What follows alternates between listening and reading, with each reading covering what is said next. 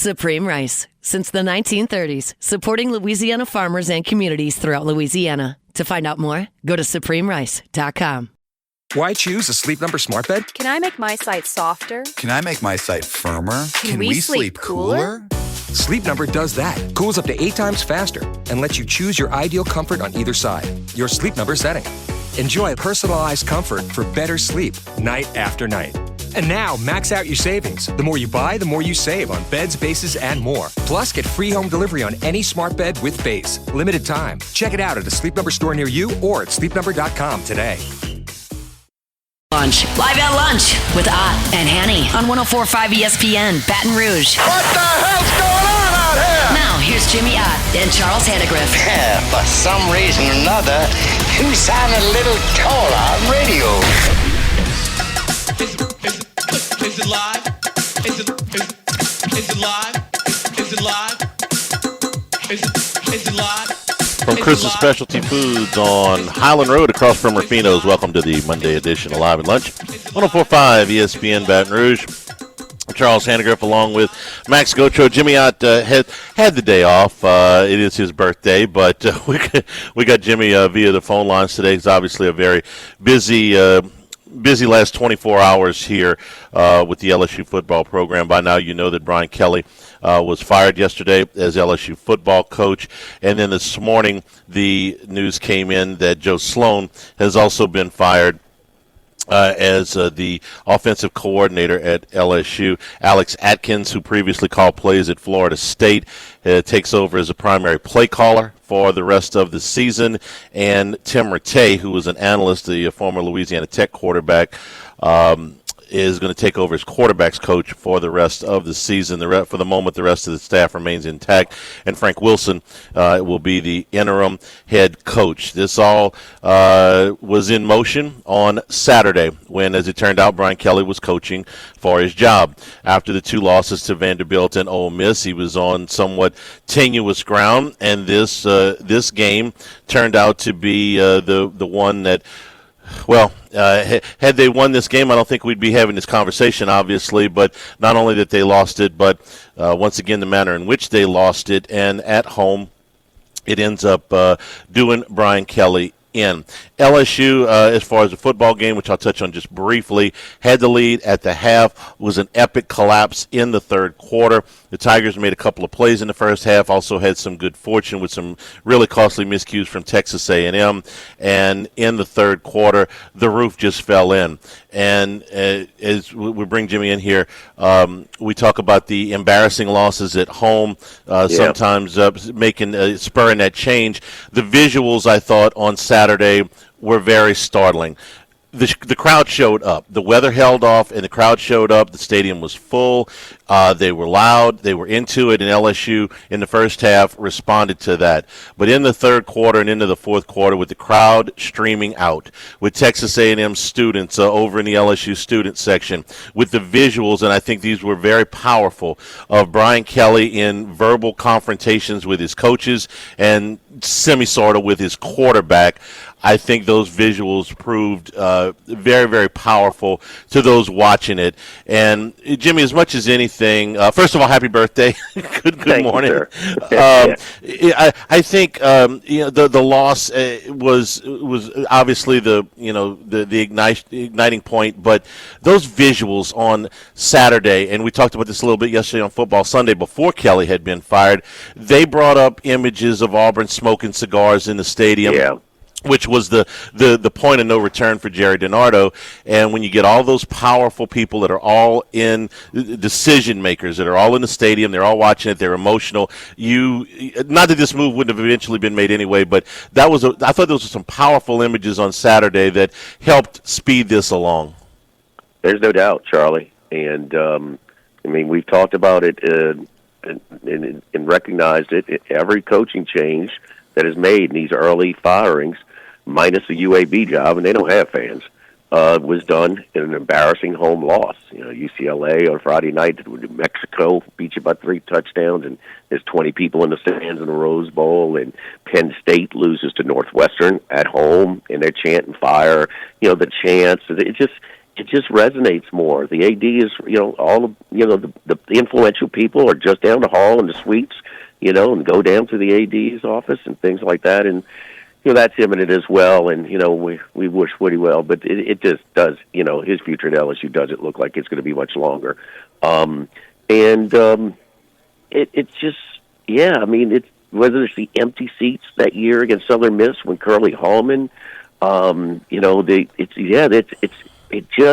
more impactful, when it's on your home turf. And all you have to do is go back and watch the replay of the game. And I know people are not interested in that to a degree, but listen to Herb Street and Fowler's tone. And they had all the build-up, the tripleheader on SEC tripleheader on ABC, and all the build-up. And there were great games earlier. South Carolina, Alabama came down to the wire. Ole Miss and Oklahoma was back and forth a little bit. Man, that was really good. And it's just build-up, but the feature act tonight is Tiger Stadium on Saturday night, and to have a takeover effect by the Aggie fan base. And listen, when have they been this excited about their program and their team? It's been a long time, man. This late in the season, not in my lifetime. Not this late in the season. There you go. No. Not this late in the season, but preseason sometimes, but not this late in the year. No. No. Yeah, there you go. And so it's the ride up is the most fun in Bloomington, in Nashville, in College Station, and the descent is the most painful. And you're going to have casualties along the way. And this is a golden era, the 25 years of LSU football, and that's still and then to hear Herb Street and Fowler talk about how special this place was and how poppin' it was until the second half. Like, this is odd. This is eerie. This is what's happening here to Tigers. And look at the A&M team. They're not done. They're not done, whooping up on LSU. And then the four-letter word crept in. And I've heard it from Rohan Davey yesterday. I heard it from Mike Delicano yesterday. I heard it from Rick Neuheisel today. The four-letter word, quit. And so you're running clock. How many games do we watch? You run clock. You just you three and you might get a first down or 3 and punt. They're just gashing LSU at the end. Yeah. So the disconnect with the team, I don't buy into the fussing at the coaches as much. We saw that. Listen, it's when you're winning, man, he's got a handle on these guys. Man, you better not step out the way. Nick Saban, the most respected football coach. I mean, do you want to look at a visual of him and his quarterback when McElroy, McCarron made a mistake? I mean, he killed that kid on the sideline. And Brian Kelly, I mean, that was legendary what he did to Joe Montana's kid when he threw the ball away on the last play, an untimed down to near the goal line. Okay, so it's been mild, but I don't know if this move is. First of all, it surprised me. You were the only one that thought at the end of the year they would make a change. Me and Rohan did not. Does this move made? Did it change the tone that Penn State didn't hesitate to get on their guys? Yes. But digging some of the information, it's kind of a rhetorical question. So I mean, but yes, yes, we agree. We're on the same page, and so if all these firings all at home, and LSU's not immune. Less than a month, they're a top five team. But I could look at. I don't need to go digging. I can look at LSU's roster the 4 years that he's been here, and although I still think this was the best roster, minus one glaring weak unit, but I can look at a roster and tell him he's not working hard enough, in this. And then you get some of the information that he basically pulled a Bill Belichick on the bye week. I mean, he's not even in jail. I mean, that's inexcusable. Yeah, and I can't speak to where he was on the bye week. I don't need to follow him around. Like I said, I'm going to watch what happens on the field, and I can tell that the thing with the coaches I want to address. It's not that he was chewing on coaches. You're right, that happens all the time. Chewing on players, chewing on coaches. It was that for me anyway. It was the disconnect. Like last week at the coaches show, which ordinarily I pay very little attention to, but he kept talking to physicality. It's like, where have you been? Okay, when he talks about, hey, I didn't like our plan against Ole Miss. You didn't like the plan. You're in charge of the plan, okay? Your assistants are your assistants. So if there's a disconnect about the game plan, then damn it, that's your job to fix that. Not on Saturday. You can make adjustments on Saturday. Your job is to fix that on Thursday, okay? We don't have to. Charlie, we don't have to go into specifics. Everything falls under the head coach. That's why he's making the most money. That's obvious. Yeah. So you're talking about the preparation of this football team. If you don't like it, and he had a disconnect with Matt House, he had a disconnect with Joe Sloan, and you're sitting here and you're going, wait a minute, you're telling Joe Sloan not to call this play on a third down in the red zone because you don't have any timeouts left. That's situational football. That should have been covered. Saturday is not the time to try to fix that. So that's why the visual was powerful. If he was chewing on these guys and they were winning, you're right. No, who cares? It's man, he's got a hold on this thing. Winning affects everything. Winning and losing affects everything. It was an embarrassing loss. It was one of the most, and it started with me watching Missouri and Vanderbilt. Man, they punted 5 times in that game. When Missouri is not, do we go, man, that defense? I mean, I'm like, wait, man, this team didn't even punt till the fourth quarter against us. Even in a little bit emotional letdown, but they're still top 15 in the country. I mean, I was like, oh, man, maybe we're not as good. We overrated them. We're guilty of that. Did. We watched the Clemson game. I still think, you got to include the offensive line, but I still think this is the best roster they had. Man, those defenses were awful when Jaden Daniels was here. I mean, awful. Yeah. And so, but this was one of the most embarrassing losses in those visuals of the Aggies. And it's just like, man, it's like they just pass us up, kind of riding up a gondola or something, behind field in Pittsburgh. Yeah. Oh, there goes LSU down. We're on our way. I mean, just passed us in the wind. It was kind of had that, I don't know, that sort of that the big picture feel, to it. So big picture feels a good way to look at. I want to address one other thing, and in the next segment we'll start talking about what's next. But you said that there's a James Franklin thing change things, and I asked that question a few weeks ago as well. And right now, what I think is we have to throw out everything that we thought about coaching changes prior to 2 years ago or 3 years ago when NIL came into this thing. And we've got a perfect case study with 2 equal programs in the same conference having made a coaching change at the same time. Billy Napier's record at Florida was 22-23 and 12-16 in league play when they fired him. At the University of Florida, that's a fireable record. Okay, at LSU, at Georgia, at Texas, that's a fireable record. And honestly, he's a little bit fortunate that he got the 4th year. Brian Kelly's record was 34-14 and 19-10 in the league. Now, I understand that his record against ranked teams wasn't good, 5-11, and I understand that he lost some of these big games, and he lost this one in embarrassing fashion. But in a vacuum, up until now, and I've completely changed my thinking on this, that was not a fireable record. 19-10 in the league, roughly 2/3 of your games. That's wasn't a fireable record, and it is now. And I go back to my friend Brian Lazar. I'll tell you who told me this. He told me at the beginning of the season. He says, "I think that the landscape now is if you are a top half program in a Power 4 league and you don't make the playoffs for 2 consecutive seasons. Okay, we're talking about the top 30 or so programs, 30 to 35 programs in the country. You will be fired." And I said, "I think that's an exaggeration." And he was right. I no longer think that he was exagerating. I think that's the landscape now. Be careful throwing flowers to Lazar now. You know that. Okay, well, I give you credit for writing it because it was a gutsy thing to say. I was like, man, that's really out there, Brian. And Brian's not one to for hyperbole. I said, I think that's out there. I think he was right. I Charlie, think you're talking about the top half of the food chain now is you got 2 years to make the playoffs, so you're probably going to be gone. Unless there's some extenuating circumstances, you're probably going to be gone. Charlie, you just fired the active, most winningest coach in college football. Yeah. Less than a month removed from being a top 5 team. And it's not an outlier. Franklin's makes it not an outlier. Franklin was he was number 2 in the country, and 15 days later he was fired. Yes. So we got to throw out Yes. everything we knew about coaching changes and expectations have been completely reset. I should have known this before. Max is doing tumble sets right now because he's excited, so we don't get to throw our experience in his face on this one. Right. We can throw out everything we knew from all the time we've been doing this because it's different now. It's going drastically. Jack. Yes. I mean, I'm saying yesterday. I mean, I saw the embarrassing loss. We talked about it. This was the Auburn cigar game, which Rohan played in. This was the 58-3 Florida loss at home. Yes. You know what I mean? Just another powerful visual. Crushing losses that, when the game ended, nobody's in damn stands. And still we ask each other, yes or no, is he going to be around the end of the year? Yes.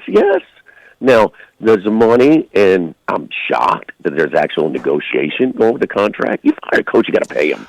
I mean, you got to pay him. I don't understand that. Well, I really don't. One thing that I'm hearing is he's been a willing participant in these negotiations because he thinks he's ready to get back into coaching, which I find it hard to believe. You don't want to work now. Where do you want to work? But anyway, and his resume, somebody will hire him, if not this year, definitely next year, and he's willing to break off the offset.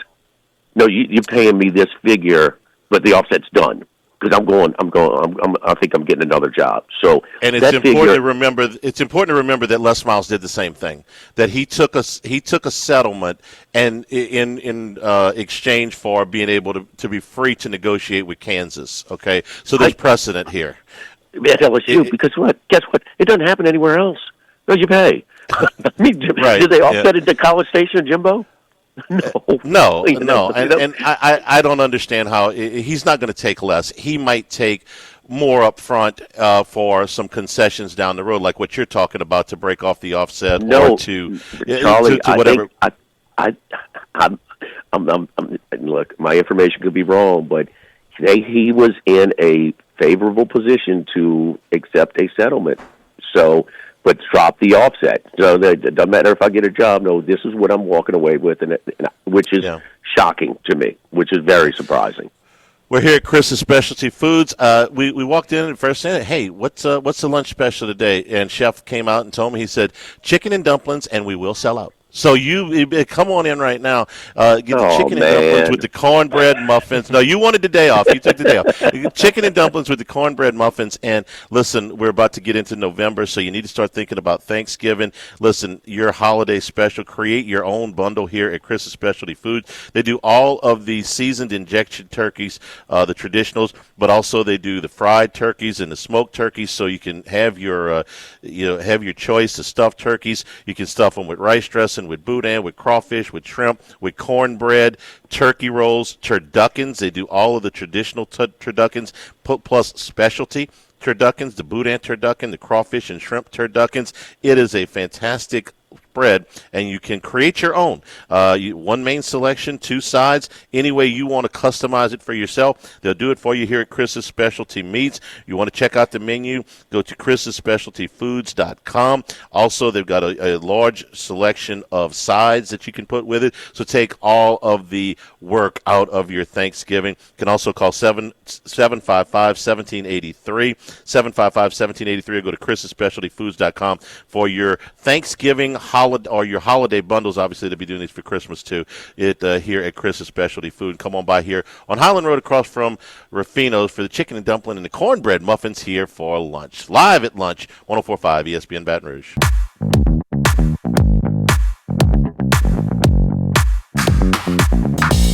Live at lunch with Ott and Hanny. Live from Chris's Specialty Foods on Highland Road. And we return here at Chris's.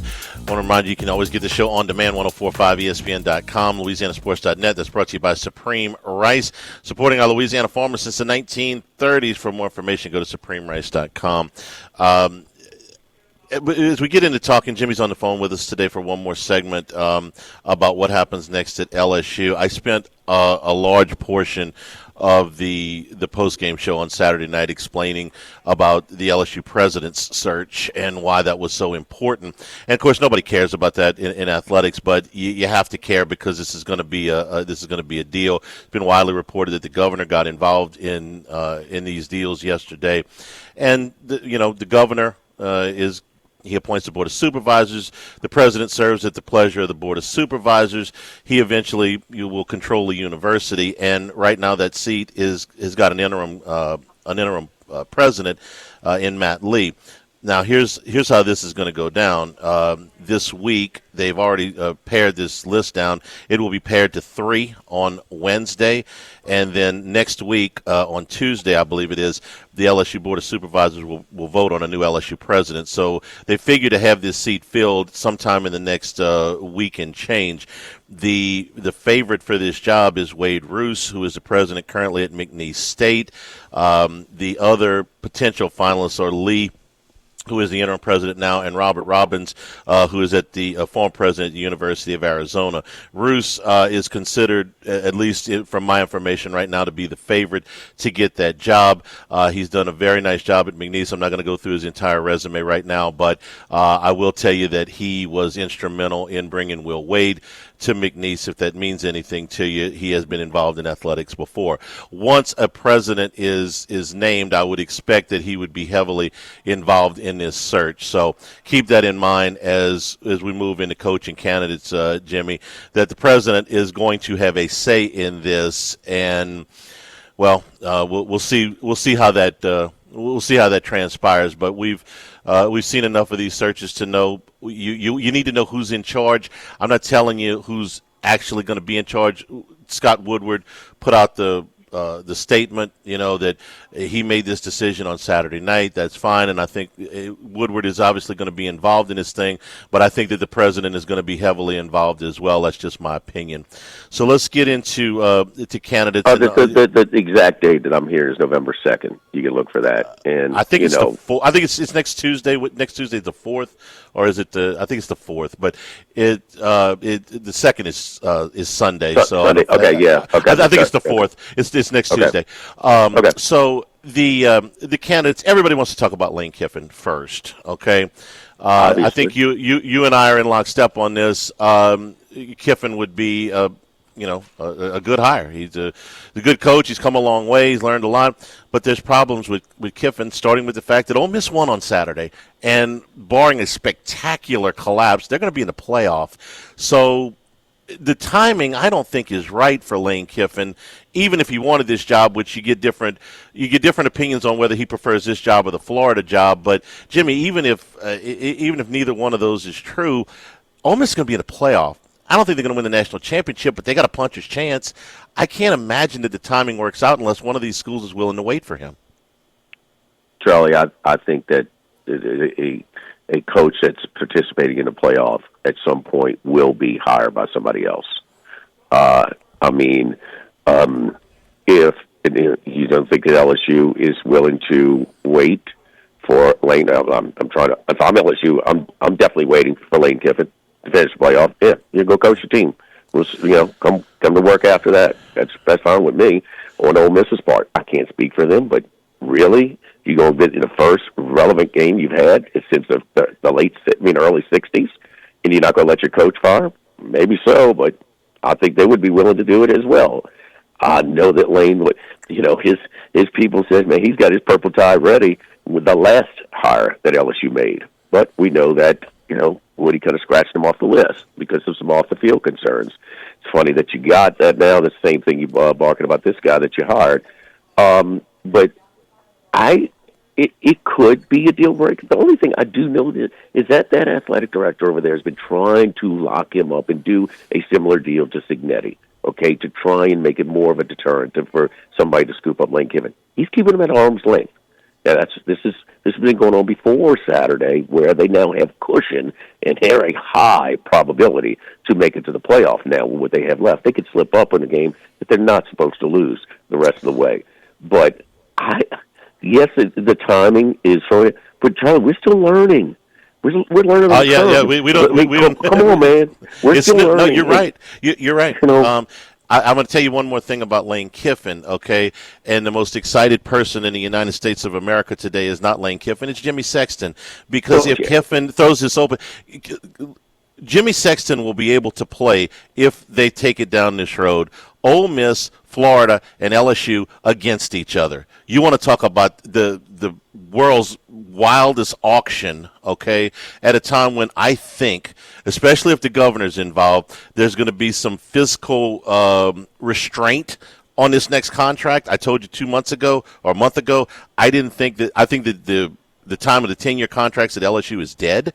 So it's going to have to be a lot more money per year if you want to get into an auction. It might be 8. It might be 8, but and the guarantees. Jimmy Sexton's not going to back off if he's got leverage. No. These are bad contracts, but they're not going away. They're not going away. You only got to get one of the three. You only got to get one of those 3 schools to agree to this. So you want to get in the Lane Kiffin sweepstakes. Jimmy Sexton is licking his chops to fillet the next athletic director. Charlie, that's not new. He's always it's not. It's not. Okay. No, it's not. Okay. It's not. But this may be. Tell me this: outside of any of the Texas dalliances with Saban, isn't this the most attractive thing that Jimmy Sexton's ever had? He's got a coach that's going to the playoffs, and he's got 2 SEC heavyweights that might want to hire him. I mean, this is the deluxe package, right? I mean, I'm sure he's had some conversations with Penn State as well, buddy. Sure. Throw them in. Throw them in there too. Yeah, you're right. We talked about it last year, and they put on pause because we're trying to figure out how we're going to pay these players and stuff like that. In all 16, we said, no, that's not happening again. 16 for 16. SEC schools kept their coach. It's just unbelievable. So we knew a little bit of a flood was coming, but I never expected this thing to LSU. I mean, there was an LSU official last week that told me, he says, win, lose, or draw, only the Western Kentucky laws can get him out of here. That was last week. Somebody that's employed by the school. That's pretty impactful. Saturday was a big deal, man. Saturday was the straw that broke the camel's back for a lot of people. Was Saturday impossible? I mean, this time last week, was Saturday's outcome impossible? No. No, you know that. It wasn't. It wasn't football. And I know that they desperately wanted him to win this game. They did not want to swallow this buyout. And so they were all in at kickoff and all out by the start of the fourth quarter. That's how impactful Saturday was. Think about how improbable. They have an idea they might be able to negotiate a contract, but they don't know for sure. Okay, when they pull this trigger, they have an idea who's going to hire the next coach, but they don't really know. They have an idea who they're targeting as a coach, but they don't know for sure. I mean, this is a lot of stuff on the fly when you don't really have a whole lot lined up. So knowing this was a surprise, yes. Yeah. Give me before you got to go. Give me, besides Lane Kiffin, give me a couple of names that you like. Oh, Charlie, that's why Lane. And listen. Don't tell me that you thought Kelly was a horrible hire and to get him. No, I didn't. It might have been. No. I'm talking about anybody because you hear some of that now. Okay, no, I'm not talking about you. I'm just talking in general. And listen, who when they signed Kelly said it was a bad contract? Who said that? So you go get. There were some people that weren't comfortable with the guarantee, but okay, if you think you're gonna get Lane Kiffin for less. I can't imagine. I mean, no. It's going to be a similar contract, if not more, than what you did. You committed to Kelly, and after that, you're going to get Tulane's coach somewhere. I mean, it's a big drop off after that. I mean, you got the Missouri coach. I mean, he's doing some nice things, but Eli Drinkwitz has done a very nice job. Very, very good job. I don't think you get Lee out of Vanderbilt. I mean, they got all kinds of money. They're going to give him. He's at his alma mater. I mean, and is Lane Kiffin's wife? I mean, is his ex-wife? I mean, is he getting chummy again? Does she want to go back to Gainesville? I mean, you got a lot of things that are really uncertain. We know these coaching searches are uncertain anyway, and I'll be the last to tell you that Brian Kelly was on my radar when they made this hire. And it was a good hire. He's the most accomplished coach that LSU's ever hired at that time, period. He's third, or tied for third with Texas, his most wins during his conference wins. Forget that goofy non-conference stuff. I mean, the conference wins only behind Alabama in Georgia. This guy won. He just didn't win enough. And then it got embarrassing, too. But, I mean, you talked about that earlier. So I don't know if that hurts how attractive the job is. For man, I mean, I'm going to be going in 2 years. But I'll tell you what, it does hurt if you try to give a lower year contract. Oh, we want to do a 5 or 6 year deal. Well, wait a minute. You fired a coach who's a month removed from, top 5 team. I mean, wait a minute. We're going to have to get some guarantees in there. So I think that's all going to be different because, they have the leverage. And no, I just don't know after Drinkowitz and Kiffin, Charlie. I just don't. I'm and usually I'll have a list. I can tell you some guys who are ready to make a jump. Summerall's getting a job. There's no doubt. Okay, he's going to get a job. Willie Fritz is working miracles again at Houston, but he's too old. That's at least what people say. You know what I mean? So I don't really know. Nobody really excites me after that. Really doesn't. Enjoy the rest of your birthday. You're going to see the Pels tonight. Who do you like? Who do you like after? I'm a big John Summerall fan. I think he's an excellent young coach. I think he would do a very nice job at a lot of different places. I'm also this is a little bit out there. I'm a Kenny Dillingham fan. I know he's from Arizona State, but I also know how attractive this job is. He's got some time in the Southeastern Conference. He has worked wonders over there. I'm a big fan of his. That's two that I would tell you right now that I think are very good. I'm not saying go hire either one of them. I think those are two very good young coaches who get the current landscape, who would bring a lot of energy in here and work their ass off. But would they hire either one of them? Does Napier's jump in failure at Gainesville, does that hurt Summerall? I mean, I know it's completely different. I know look, if he can excite those boosters to give him a little NIL budget, okay, at Tulane, so he kind of gets it, I get it. But still, Tulane, it was like, when Napier was at UL, wait, we're going to get UL's coach, really? So, yeah, I'm just saying that's, let me answer. I will answer the question. Do I think that will hurt him among some of the people that have influence here? Yes. Should it? Absolutely not. And I will go down to saying that. And that's what you said about that Napier too. And I think that's valid. But Charles, we're talking about people that they do other things for a living while they're impactful here. Yeah, I mean, you're right. There's a new president experiencing, coaching hires. I mean, I could hire Will Wade and make these things. I could do that. I mean, right. So, enjoy your day. We appreciate it, Jim. Charlie. We'll talk to you tomorrow. All right.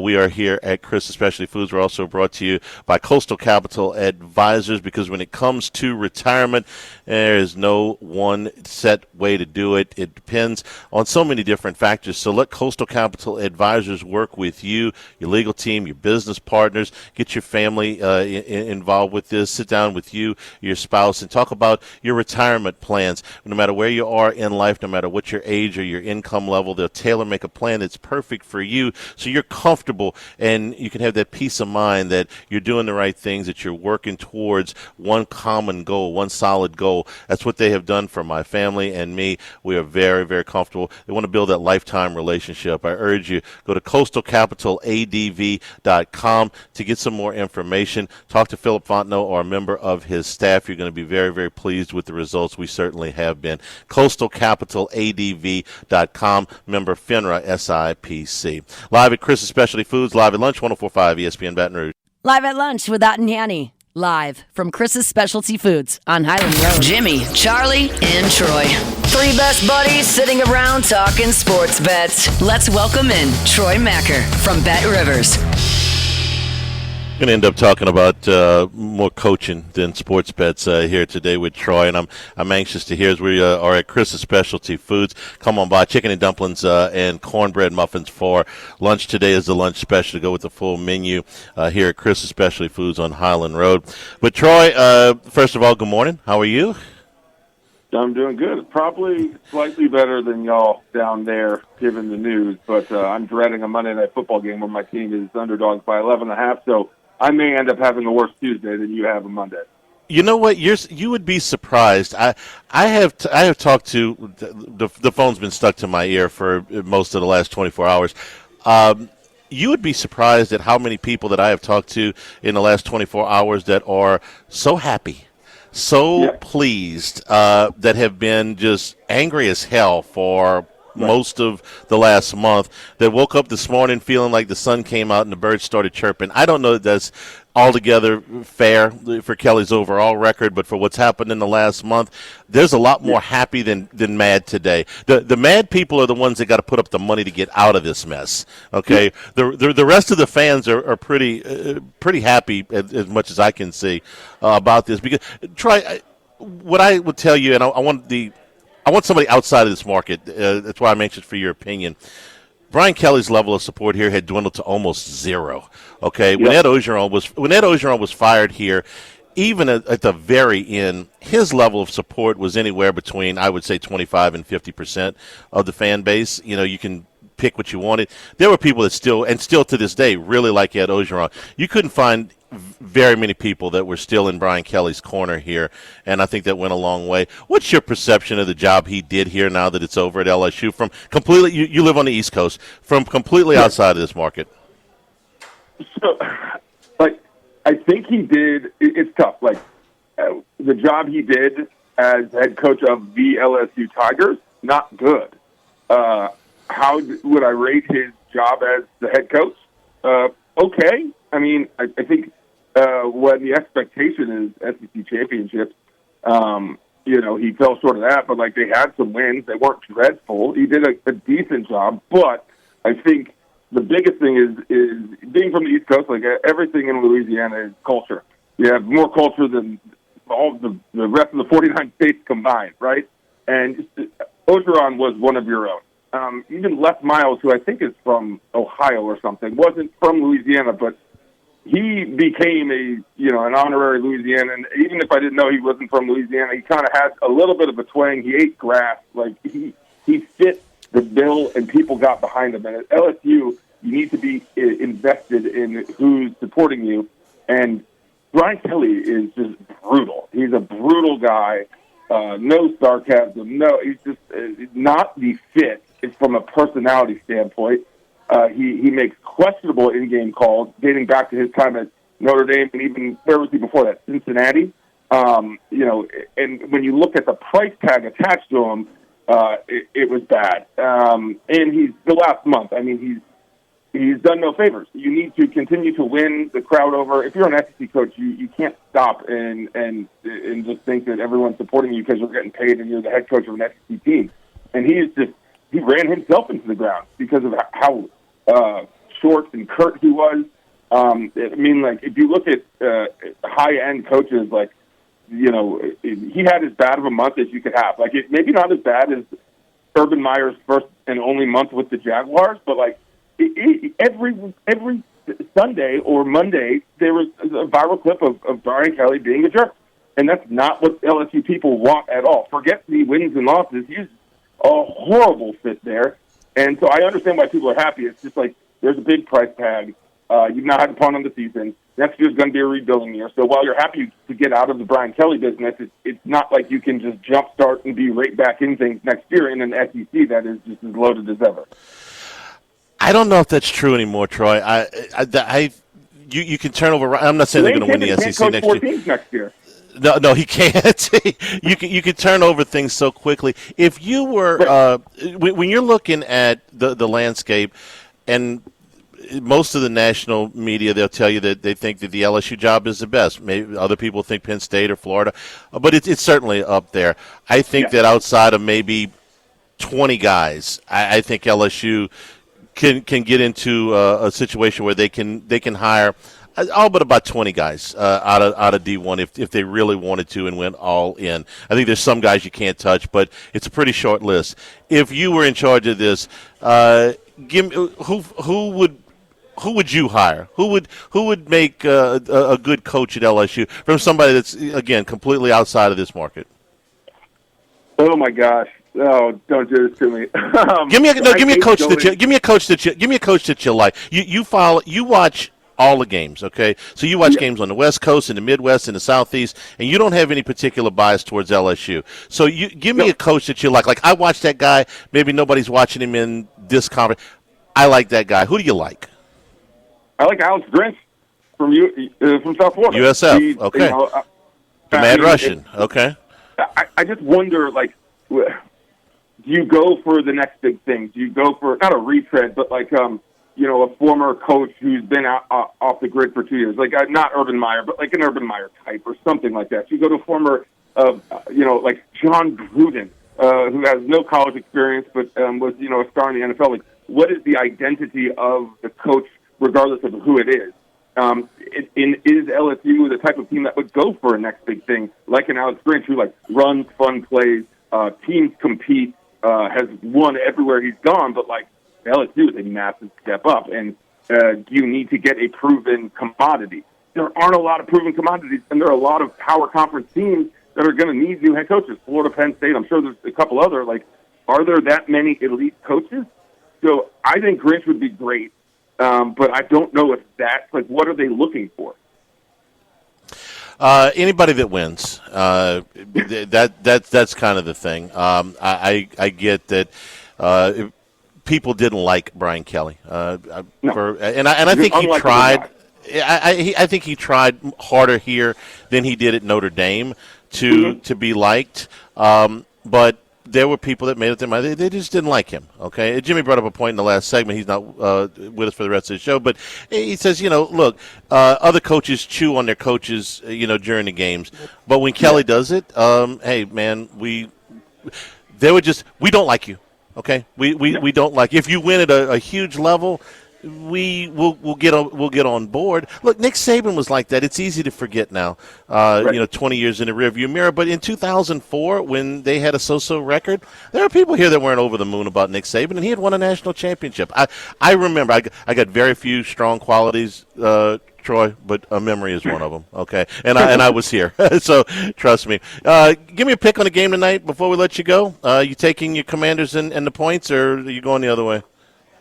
So, I don't know if I could. I would like to take the point. It didn't shift that much since the news that Deebo Samuel and Terry McLaurin would be back. Certainly no Jane Daniels, but Marcus Mariota has performed well as a backup, as a starting backup. He's certainly coming into the game after the injury last week through a pick-6, but he is similar. They don't have to change a lot of what they're doing on offense. And so I believe the line was like 12.5. It moved to 11.5. But the thing is the Chiefs are just playing really, really well right now. Their team IQ, their coach IQ is just off the charts. They're going to beat teams that are good. They're going to win plays and drives against teams that are good, and the Commanders' defense is not good. The games that the Chiefs have won, they've blown out their teams. And other than the Bears game, the games that the Commanders have lost, they've gotten blown out. So I don't know, even if I think the Commanders could cover, because they're still going to score points. I don't know if I could take them to cover 11.5. I don't think I could take Kansas City minus 11.5.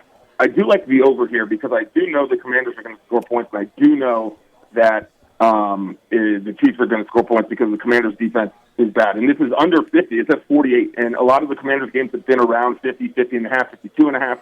So I like the over in this game. The public is on at 70% of the money, 70% of the tickets, but I think I have to stay away from spread plays tonight. Troy, we appreciate it. We'll talk to you on Friday. Follow him, Troy, Machir. Thanks a lot, buddy. We'll talk to you on Friday. Thanks, man. Live at Chris's Specialty Foods, live at lunch, 104.5 ESPN Baton Rouge.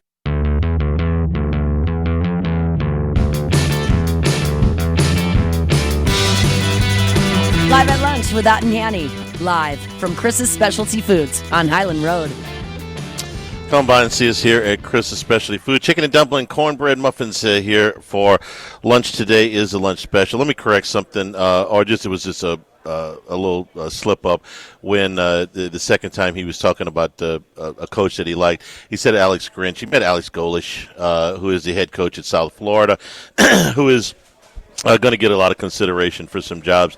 He spent some time in the Southeastern Conference. He was the OC at Tennessee for a couple of years at South Florida. Obviously, they have a very good team this year. They're 6-2, and he's won a decent amount of games there. He's He's got a winning record in the conference. He's won a couple of bowl games there. He is seen as an up-and-coming 41 years old. And he's probably going to get another shot to move up here soon. So just to make that correction. I got some more thoughts on where I think LSU is going when we come back here at Chris' Specialty Foods, live at lunch. 104.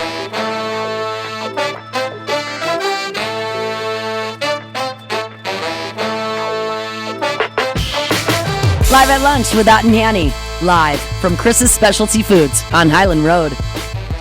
Hey, come on by and see us here at Chris's. We are in the middle of lunch right now. Chicken and dumplings and cornbread muffins are your lunch special today.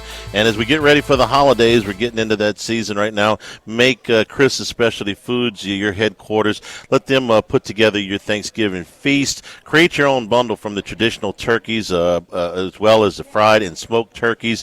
The stuffed turkeys that come with boudin, crawfish, shrimp, cornbread, rice dressing, turkey rolls, turducken, the traditional turducken plus the crawfish, shrimp, or boudin turducken. All of your sides available plus your desserts. You can get at chrissspecialtyfoods.com. You can call 755-1783, 755-1783. Get it done here for Thanksgiving and again for Christmas. Take all the work out of it here at Chris's Specialty Foods on Highland Road. Max, how are you, man? You busy weekend? Anything going on? Yeah, I came prepared. I watched the open scrimmage of UCF and in men's basketball. So I came prepared with notes, and I'm ready whenever you are. Yeah, we're not going to talk about that. You were in a stadium. Funny joke, right? I'm joking. Yes. You were in a stadium on Saturday night. Give me the eyewitness view of what you saw. Well, it's interesting. Like from an environment perspective, it was full. The stadium was full to start the game. Obviously, it wasn't at the end. There were a lot of A&M fans who clearly bought some secondhand tickets. You could hear them in the first quarter when A&M was on defense. You could hear them audibly. So that was a little noticeable. But the rain, that wasn't really a surprise. I thought there'd be more empty seats, honestly, before the game started. So there was nothing there. There were a lot of the Fire Kelly chants that happened from the very first 3 and out, which once again LSU failed to score in an opening drive. They've got 3 points on opening drives this year. That's nothing surprising. But obviously those were kind of drowned out because they were successful in the first half. The turmoil in terms of the chants were pretty localized to the student section, which is normally how this works. I would just say there have been quite a few awkward moments in LSU's history. It's not, you don't have to go that far. I mean, think about the Les Miles, his final game, what we thought was his final game, and then the fans kind of rallied around him and saved his job. What about when we had Joe Oliva getting shouted down in the last basketball game? I've been in some awkward environments. This wasn't one that would stand out to me, but it was obvious that the fan base, specifically the student section, was voicing their displeasure. And what we couldn't see live in person was him chewing out the coaches, which I think was a more glaring thing to actually go home and see afterward. Sure, the empty seats were one thing, but yeah, the game itself was very dissatisfying how quickly it turned in the third quarter. I thought that in the game, the first half, they had the lead. I thought they were fortunate to have the lead.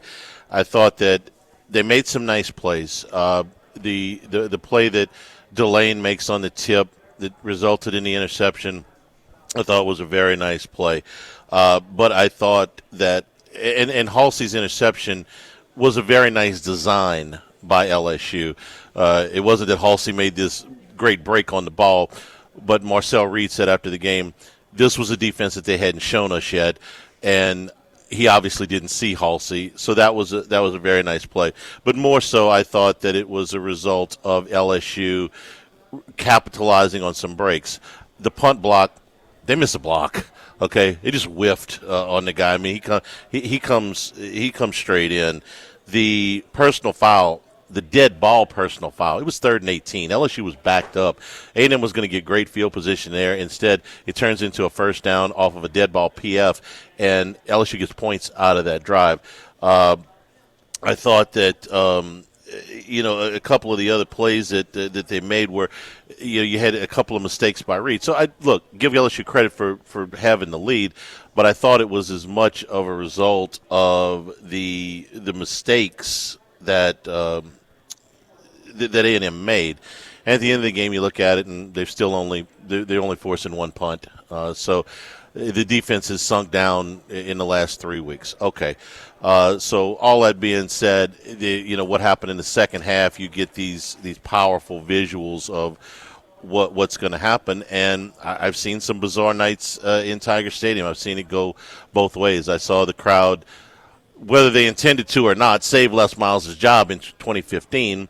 And you saw them essentially fire Brian Kelly on Saturday night, whether it be the empty seats or the chants or the A&M students or whatever. This was a bridge too far. And I think that, again, I think that Kelly, he did not have strong support from anywhere. He didn't have strong support from the administration. They had lost faith in him. That's pretty evident by what happened on Sunday. You hear see the reports of the I'm going to say the confrontation without being there. I'm going off of some of these reports between Scott Woodward and Brian Kelly. Obviously, Brian Kelly did not want to make some moves on his staff. And if I'll leave the Kelly era with one big surprise, it's that when he got here, I expected a very organized coach. I expected a very detail-oriented coach. I expected somebody who would make very strong staff hires. And largely, we didn't get that. We got a coach that was, I think, from the very beginning, detached from some of his staff. The disconnect with Matt House, the disconnect with Joe Sloan, the special teams coach even on Saturday night. I couldn't get past some of the comments where I didn't like our plan. I didn't like our preparation. That's on you. So that surprised me. The inordinate amount of times that they had to call timeouts unnecessarily, the inefficiency with getting plays in, all of these things, their inability to establish a run game or be physical over 4 consecutive years, save for what Jaden Daniels did. And you got to give him credit. He went out and got Jaden Daniels, okay? It's a Heisman Trophy winner. It's not like LSU's got a dozen of them, okay? It was a big deal. I don't want to say Brian Kelly didn't do anything positive at all. But I was surprised at his level. Maybe I shouldn't have been. I was warned off on this by a couple of people that I respect their opinion. When he was hired, they said, careful now. You got a coach that built a retirement home and is 60 years old and is being given a bunch of money. It's human nature to draw back. And I said, well, okay, but I thought the guy was coming here to win a national championship because while this contract was exorbitant, he was making plenty of money at Notre Dame too. I said, no, I thought this guy is going to really be dialed in. This is his last, like Jimmy likes to say, this is his last lick, okay? He's going to come in here and bust it for 5 years. I never thought he'd stay here for 10. He's going to bust it for 5 years, and he's going to make a strong run at a national title. He's going to grind it out and see if he can win one. And I was wrong. I was wrong. I didn't see that level of attention to detail. I didn't see that level of commitment. Like I said, I didn't think he did a terrible job because he's a pretty bright guy. But I didn't see him, I guess, grinding, okay? And I say that based on the results. Yeah, I got to be result-oriented. I'm not in the building every day. But we follow recruiting enough to know when you're putting everything into it and when you're not, okay? So that's kind of, some of the things I think about Kelly that were surprising to me. And, yeah, he was not liked here. To his credit, and I know nobody wants to give him credit for anything today, I think he tried, okay? I think he tried almost to a fault. From the opening moment of the accent at the basketball game, which I didn't think was a big deal at the time, but nobody seems to want to let it go. So, okay, this guy's trying to fit in, okay? He was nicer to the media here than he ever was at Notre Dame. Maybe a part of that is mellowing with age, okay? He tried.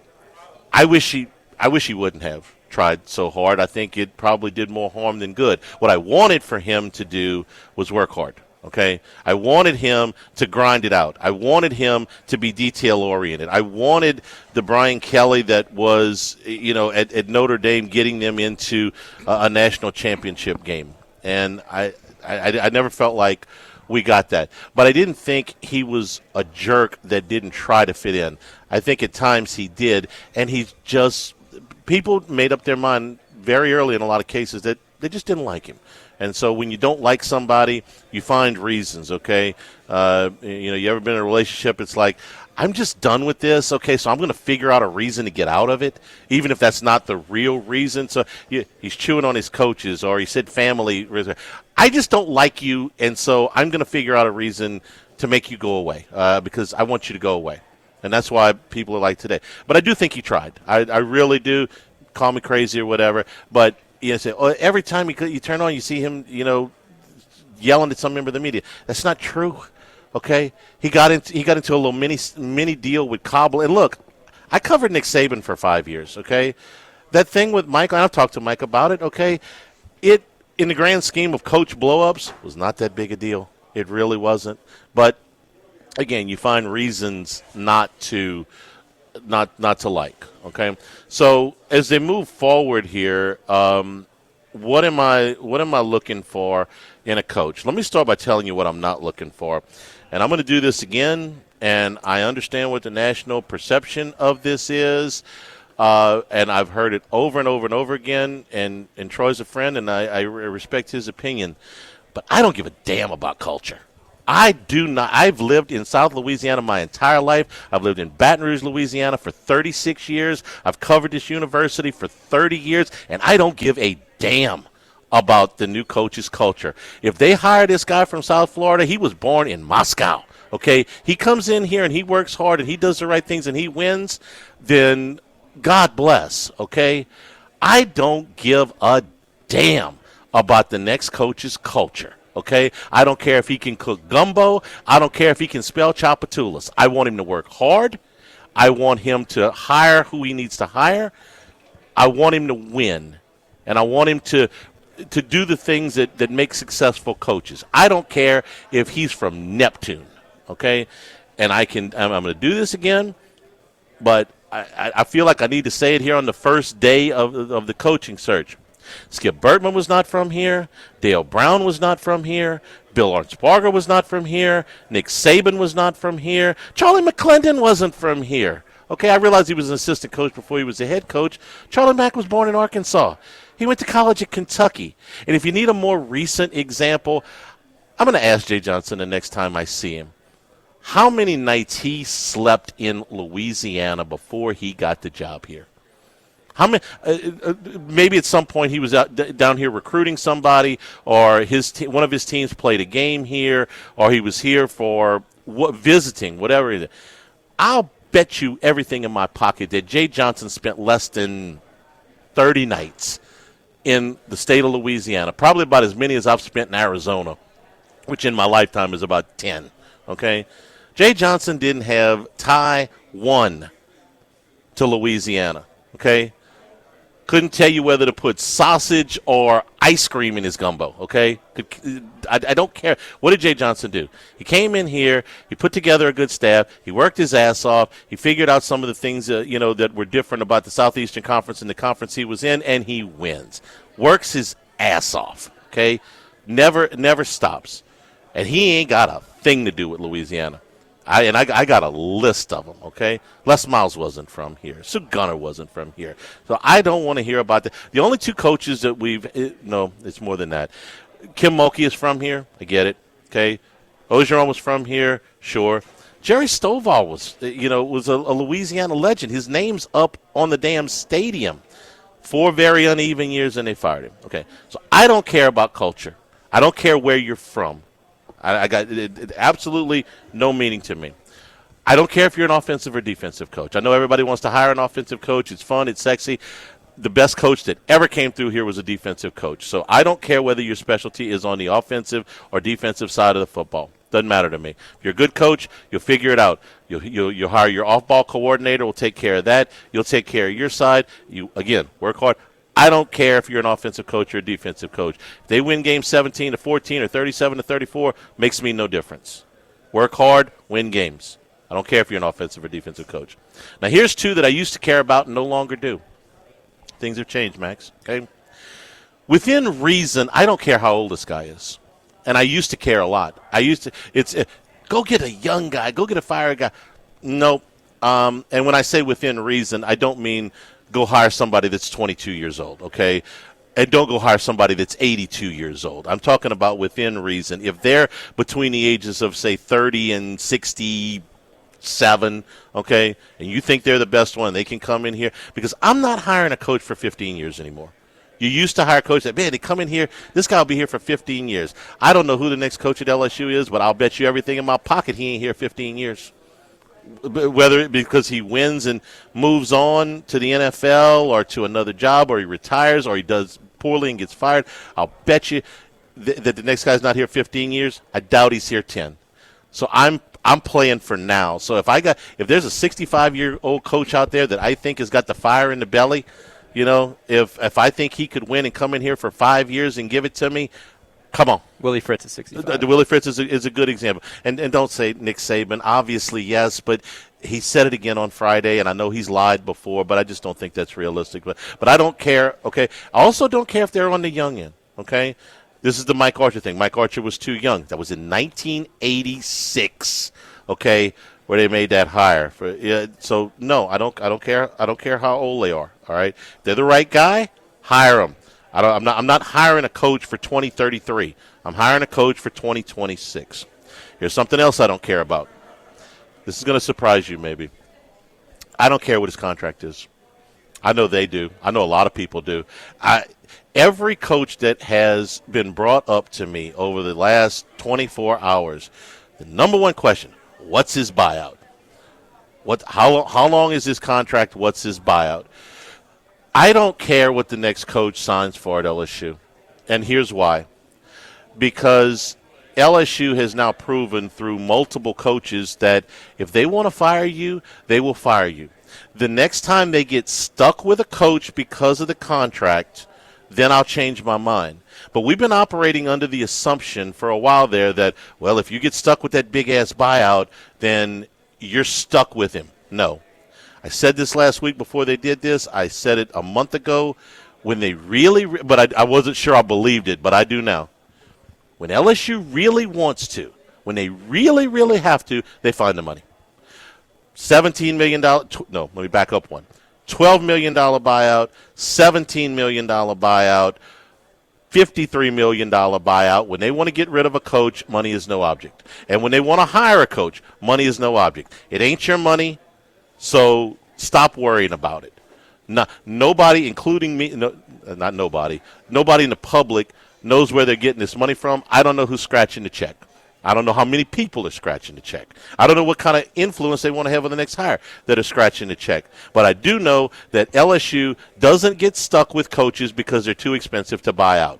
The day that they do, then we can have this discussion about the financial frugality of it. But until then, I don't give a damn. You want to pay him $20 million pay him a year? Pay him $20 million a year. Okay? I'm not picking up the tab.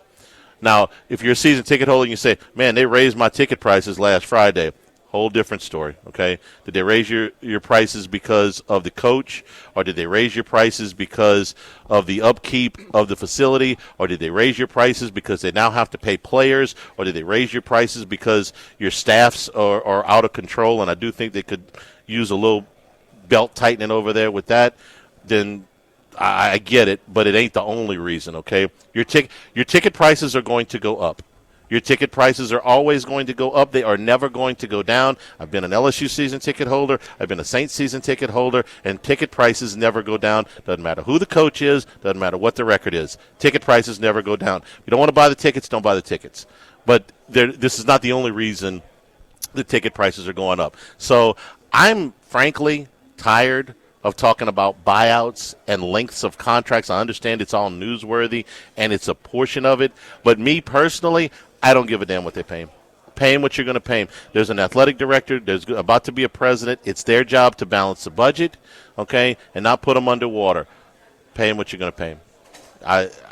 Because I'm tired of this hand-wringing about what's the buyout? What's the buyout? What's the buyout? Like we're all bean counters. Like, you know, they're pass. You were in the stadium, Max. Did they pass the hat and say, kick in $20 for the buyout? They did not. No, they tell you what your tickets cost, and they're always going to go up. Always, always, always. Your ticket prices are going to go up. You don't want to buy them? Free country. You don't have to buy them. Okay, They added this a is conference what game. this is what they cost. Okay, if you don't want to buy them, don't buy them. Okay, it's like a house or a car. That costs too much money. Don't buy it. This is what they have decided that they're going to do. So I don't want to hear about buyouts anymore. I really don't, because when LSU, I'm not going to not hire a coach because I can't afford to fire him, because they have proven time and time again that when they want to, they can afford to fire him. So those are some of the things I don't care about. I'll tell you some of the things I do care about when we come back, or some of the people I do care about when we come back. We're here at Chris's Specialty Foods on Highland Road across from Rufino's, live at lunch, 104.5 ESPN Baton Rouge.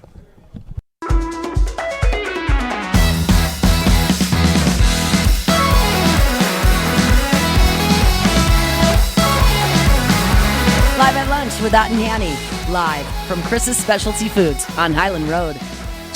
And we're also brought to you by the Morris Insurance Group. If you're having a hard time finding insurance on your coastal properties, your hunting camps, your fishing camps, those hard to insure items, your boats, your trailers, your RVs, your tractors, your motorcycles, look again with the Morris Insurance Group, 201-0007, 225-201-0007. Buzzy Hydell and the group over at the Morris Insurance Group can help you out for auto, homeowners, and commercial insurance as well. Go to morris-ig.com, morris-ig.com, and you can get a quote right now. Again, the Morris Insurance Group.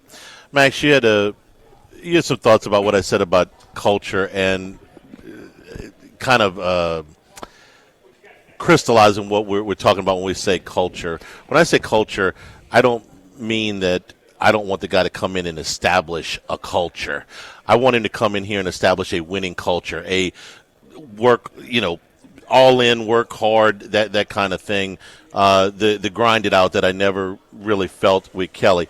And the most surprising thing, so it's not that I don't want him to create a culture, it's that I don't care if he's got any Cajun heritage. He's from New England or where? Yeah, I really don't care where he's from. But one of the more surprising things about Kelly was that physical culture, the offensive line stuff from Notre Dame really didn't follow him here. Yeah, pretty surprising considering what you think. I mean, I'm looking at offensive line yards. One of the ways that you can measure, offensive line toughness, physicality. They're fifth worst among Power 4 teams this year.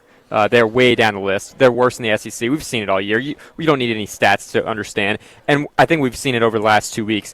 More than anything, Nussmeier is getting worse in terms of feeling the pressure in the second halves of both games. I thought he really stood in there and took a couple hits in the first half of both games, and then it kind of deteriorated because you can only take so many hits. Now, I don't care who you are. He's starting to feel the pressure. He sees it later in games as that goes on.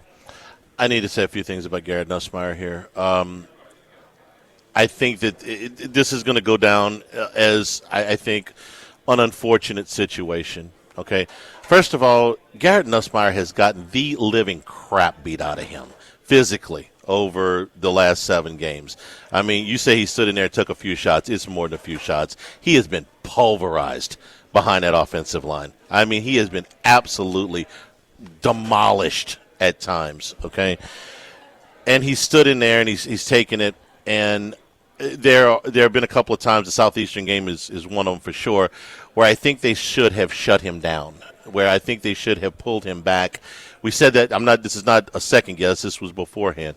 I think that they should have pulled him back and allowed him to heal. Would that have fixed everything? No. The offensive line is still going to get him pulverized, but I thought it would have given him a better chance. I don't think that they have given Garrett Nussmeier the best opportunity to succeed because of the line, because of the lack of a commitment to the running game. I think the play calling was uneven is the nicest word I can put it there. And you're watching the third down in the red area is the worst one, okay? With no timeouts left. I mean, this is situational football at its finest. And I don't think the head coach and the OC were on the same page. So I don't think they did right by Nussmeier in those situations. I also think that Nussmeier is responsible, and there were drops too. I also think that Nussmeier probably didn't help himself in some of these situations. I think there were times where he certainly could have played better. He made a lot of mistakes. But they weren't mistakes that were. Sometimes you say a mistake, well, that's a hustle play, or that's I understand what he's doing there. He's trying to do the right thing. These were boneheaded really, really bad decisions that you shouldn't be making as a fifth-year senior. Throws that had absolutely no chance, and he deserves the criticism for that. And he was unwilling too many times not to run it just a little bit, just enough to keep the defense honest. And so he's responsible for that too. And the evolution of college football towards more running quarterbacks, I think, obviously he doesn't fit that mold. It doesn't mean he's not a good player. So if you ask me about Nussmeier's final year here, I would use the term unfortunate. Okay, it didn't work out. I felt the same way about Tommy Hodson, who is one of the best quarterbacks to ever come through this conference, much less this school. When Hodson left, he was the all-time leading passer in Southeastern Conference history. But his senior year was unfortunate. Why? They weren't a very good team. Wasn't really Hodson's fault, but he took the brunt of it. Why? Because he's a quarterback. And it doesn't make me think any less of Hodson. He's still one of my favorite players of all time. I think he's one of the greatest players ever to come through here. I won't say that I think Nussmeier is one of the greatest players ever to come through here, but I'll say that I think that Garrett Nussmeier wanted very badly for this to work. There were ample opportunities for him to leave, to put himself in a transfer portal, to go pro, to criticize the coaches, to criticize the offensive line, and by and large he didn't do that. Did he do everything right? No. But unfortunate is probably the best word, because I think there was a lot of want to, and it did not work. I'll just say this, whatever you think about, what physical presence, I think it's all a symptom of a major thing that Brian Kelly failed at when he came here. The word of the day when he came in, if you remember his opening press conference, the word you heard a lot was alignment. Yeah. I don't think they were aligned. When you see him yelling at his coaches, he's not aligned. When he runs a lot of the coaches and former players out of the building when he first comes in, he sets a bad culture right out of the get-go. He's not aligned with what this program is, and he didn't get the culture that was already here. He tried to bring in his own and do his own thing. Yeah. And I think that's where he failed more than anything. Is LSU is already here. You're not here to bring your own thing. And he tried to do his own thing, and maybe he lacked a little bit of work ethic as well, and maybe that got him in some trouble too. But when he's bringing in his coaches, and we all know that the Sloan experiment wasn't working and whatnot, but when you see him yelling just on the sidelines, just in the games, that doesn't scream alignment to me. That's where he failed more than anything. He didn't instill a culture, or he didn't need to instill a culture. He didn't maintain the culture. That's a big thing there. I agree part of what you're saying, because I do think that you've got to be in line, but I don't necessarily think that you've got to come in and there's some things that you have to do the way that the predecessors did. Okay, I know, and I'm not necessarily in disagreement, but I know how the former players felt about Tommy Moffitt. Okay, I work with some of them, and he was a great coach. I know him a little bit. He worked in our building doing a podcast when he left LSU before he went to Texas A&M. I always, enjoyed talking with him a little bit that I did. But and I greatly underestimated how much this game in Tiger Stadium meant to him and how much he had influenced those players at Texas A&M. And I think Moffitt is a great coach. He's a Hall of Fame strength and conditioning coach. I mean, he's as top of the food chain, as good as it gets. But he's not the only guy that can be a strength and conditioning coach. I don't think you can get married to, like, okay, we're going to bring you in, but you got to keep this guy, and you got to keep this guy. I think that's a mistake. I think those coaches have to want to keep him. Now, was it a mistake to let go of Tommy Moffitt? Yes, it was, okay? But I never want the athletic director or the president or the governor or anybody to say, we want you to come coach at LSU, but you got to do this, this, and this. You got to keep this guy, and this guy, and you got to let the ex-players do this, and you got to do that. You got to wear this on game day, and you got to let the guy be himself too a little bit. And if he fails, he fails. But you never want him to come out of there and say, well, I wanted to do this because I thought it would have worked because it worked everywhere else I had been, but they wouldn't let me. I don't want that to be the case either. Maybe not, but if you want to talk about culture fit, that's where you could question the culture fit. If he fit into what LSU expects of their coach in terms of how they relate to the former players, in terms of the current players who some of them have voiced displeasure, and that's going to happen whatever coach you go to. Some are not going to like their coach, whatever.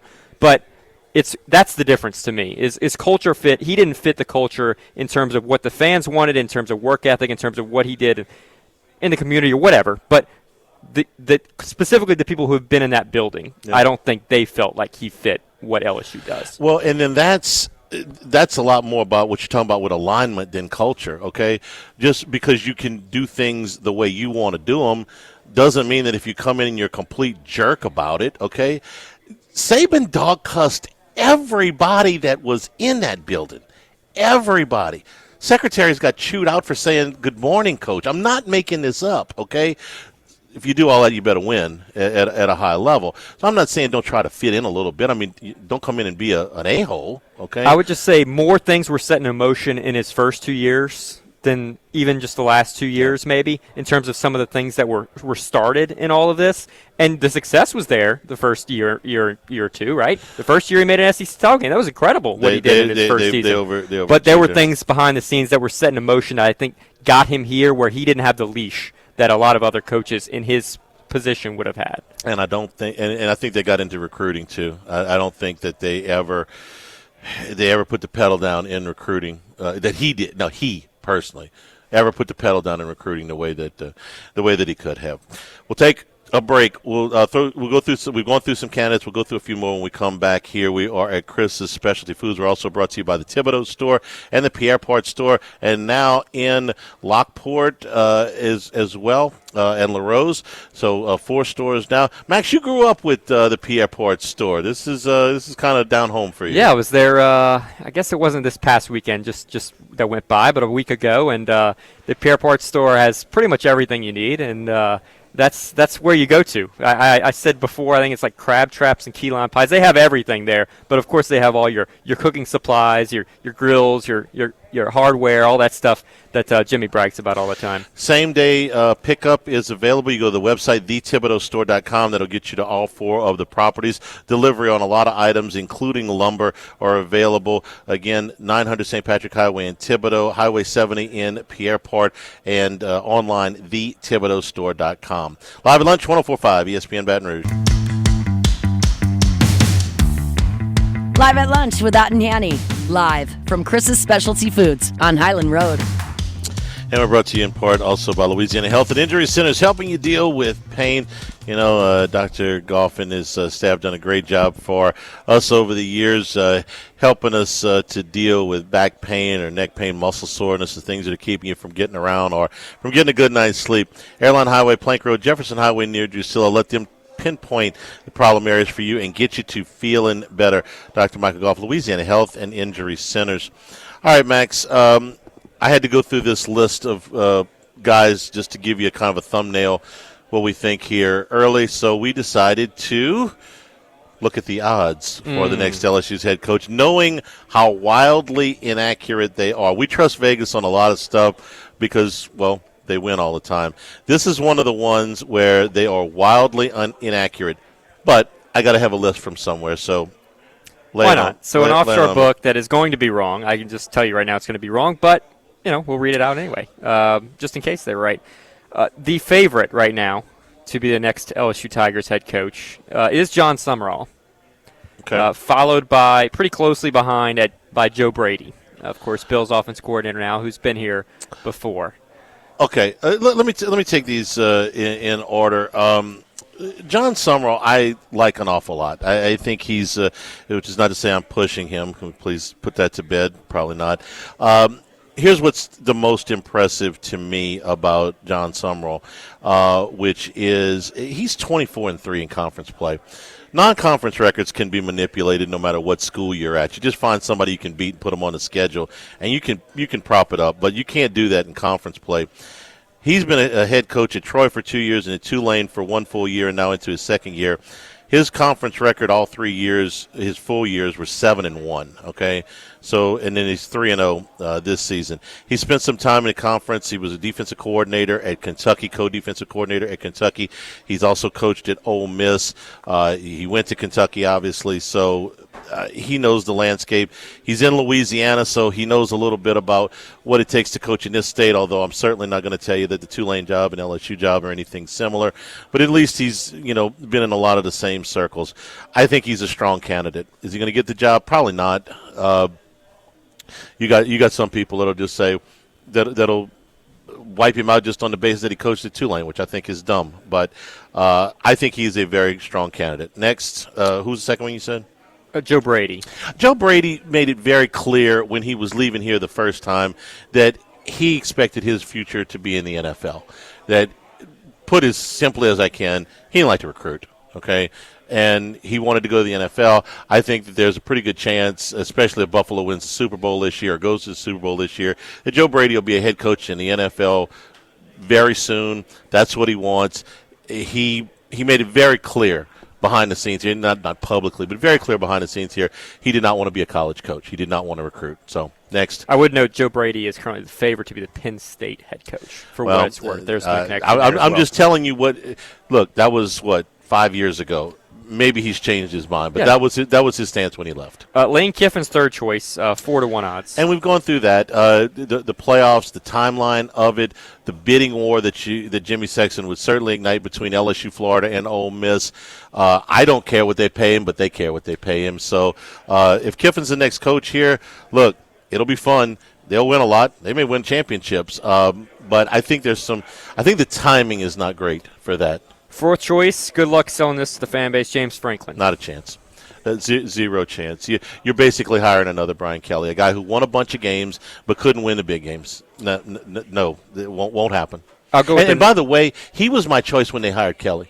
Okay, I got to own that now because I wrote it. It's somewhere. I laid out a bunch of reasons why I thought Franklin would have made sense at the time. His time in the Southeastern Conference, the ceiling he had sort of hit at Penn State. Said you put him over here, I think he could win the big game. So 4 years ago, I was all in on James Franklin. I thought that he would have been a very good hire. Would he have gotten here and done the same thing at Penn State, which is implode the big games? Maybe, maybe not. But that won't fly now. Similar problems with his issue to Brian Kelly as well, or with his how he's looked at. I'll put it that way. Eli Drinkwitz is a fifth choice. I like Eli Drinkwitz a lot. I think he's an excellent coach. I think they've done some really, really good things up at Missouri. I would have no problem if he were the next coach here. Again, that would be extremely expensive, which doesn't matter to me, but might matter to them. Missouri's going to get tired of getting picked on by LSU. They keep plucking coaches from over there. So you'd have another bidding war, but I got no problem with him as the next coach. He's favored to take the Florida job right now at minus money, actually, for what it's worth. I'll tie these two together, even though they're just slightly different odds. Jeff Brom of Louisville, Brent Key from Georgia Tech. They're both interesting. I think that Brom especially, brings some offensive creativity to the job that I think would be welcomed here. I think he's a solid head coach. I understand that, he's back home. And as far as I know, he's very happy there. I think it might be difficult to pry him out of there. I think they could. I think there's very few people that LSU can't get to pick up the phone and at least get engaged in this thing. I would have no problem if he were the next coach here. Eighth choice in the odds, a guy who's... Oh, and Key, Key's done an excellent job at Georgia Tech, and he's got a history in the region. I got no problem with him either. I prefer Brom to Key, those two. But the other one, eighth choice here, guy who's been familiar to LSU coaching searches and Scott Woodward hires, Jimbo Fisher. No. Hard no. Can't imagine that. As hard a no, and it's not because Jimbo is not capable of coming here and winning. There was a time where if Jimbo Fisher would have been the head coach here in 2007 or even 2015, okay, that would have been celebrated as a big-time hire, and a lot of people liked Jimbo when he was here. But there is too much baggage there with the buyout from A&M for that to be plausible. And the fans have largely seen Jimbo as unable to win at A&M, even though he won at Florida State. It can't happen. It can't happen. Whole lot of other names from there. Clark Lee's 20-1. Marcus Freeman 25. Marcus Freeman is interesting because I think he would be a fantastic hire. I do think he's happy where he's at, and it would take a crowbar to pry him out of Notre Dame. Not impossible, but I would be fine with that. They've shown they could do it from Notre Dame before. Yeah, I would be fine with that. If Rhett Lashley behind there, Kenny Dillingham, John Gruden, among the other names. Golish is a distant name on the list, along with Matt Campbell and Nick Saban.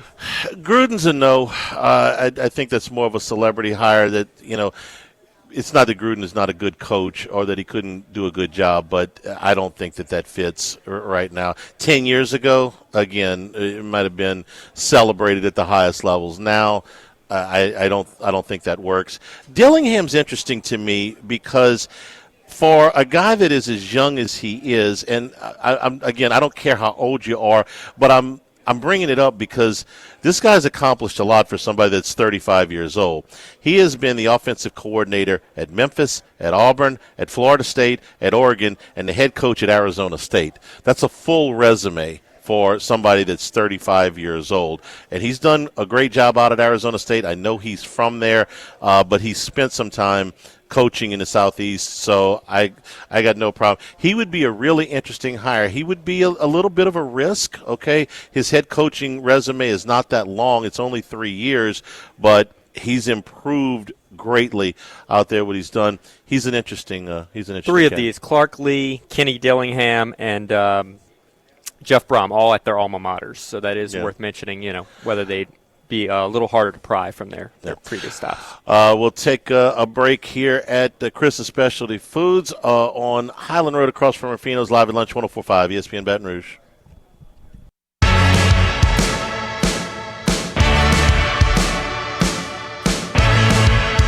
Live at lunch with Otten Hanny, live from Chris's Specialty Foods on Highland Road. We're also brought to you by Total Maintenance, AC and Heating, Generators, Electricity, and Plumbing, your one-stop sales shop. Their motto is service today, every day, so nobody goes to sleep uncomfortable. Standard, American Standard Carrier, Daykin, Ream, AC units, Generac, and Cummings generators for all your electrical and plumbing needs as well. In Baton Rouge, 480-1000. In New Orleans, 841-3300. Service today, every day at Total Maintenance. A couple other names that were on the list, Dan Lanning at Oregon. Go right ahead. You'll get no argument from me if you can pry him out of there. Be fine with that. Matt Campbell at Iowa State. I think he's a very qualified coach. I'm curious as to why he has not moved on from there earlier, but has been a very solid coach in his time in Ames. And you had one more. There's a bunch, honestly. Rhett Lashley, Dan Mullen, Dabo Swinney. Dabo Swinney's a no. If he wants to move on, no. We're near the end of the show, but no. Dan Mullen, no, probably not. Lashley's interesting because I know Arkansas wants him quite badly, and SMU's willing to put up a ton of money. I always thought if he left SMU, he may be down the road with Arkansas a little bit here. It's an interesting name. Next. Urban Meyer. No. Hard no. At least for me. These are my opinions, okay, on would these guys be the next coach at LSU, and Urban Meyer would be a hard no. Thanks to the folks here at Chris's Specialty Foods for being our guests today. Create your own bundle for the holiday season. Your traditional turkeys plus your fried and smoked turkeys, stuffed turkeys with boudin crawfish or shrimp, turduckens, the traditional plus the boudin crawfish and shrimp turducken, all of the sides, all of your desserts available. Chris'sSpecialtyFoods.com or call 755-1783. Here at Chris's Specialty Foods. And, again, you want to come in late for lunch. We still got some left, the chicken dumpling and the cornbread muffins. Tomorrow we're at Doe's. Have a great afternoon, everybody. Stay tuned for Hunt on 104.5 ESPN Baton Rouge.